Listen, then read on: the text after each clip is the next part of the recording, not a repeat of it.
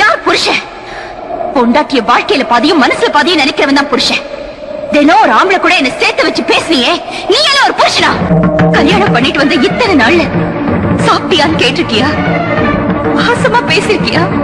இல்ல ஆசைப்பட்டத வாங்கிதான் கொடுத்திருக்கியா? ஆபீஸ்ல இருந்து வரும்போது பொண்டாட்டி பூ வச்சு புருஷனை எதிர்பார்க்கறத பார்த்து சந்தோஷப்படுற ஆம்பளை நான் பார்த்திருக்கேன். யாருக்கா காத்துட்டு இருக்கேன்னு சந்தேகப்படுறியே, நீ எல்லாம் ஒரு புருஷனா? குறை தீக்கணும்னு கோயிலுக்கு போனா அந்த சாமி மேலேயே சந்தேகப்படுறவனையும் புருஷன் சொல்லக்கூடாது.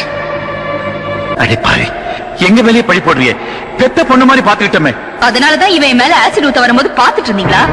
புருஷன் குடிக்காரனா இருந்தா தெரிஞ்சிரு வாங்குற நம்பிக்கையில வாழ, நோயாளியா இருந்தா அவனை குணப்படுத்தின சாமின்னு எப்படியோ வேண்டிக்கலாம்.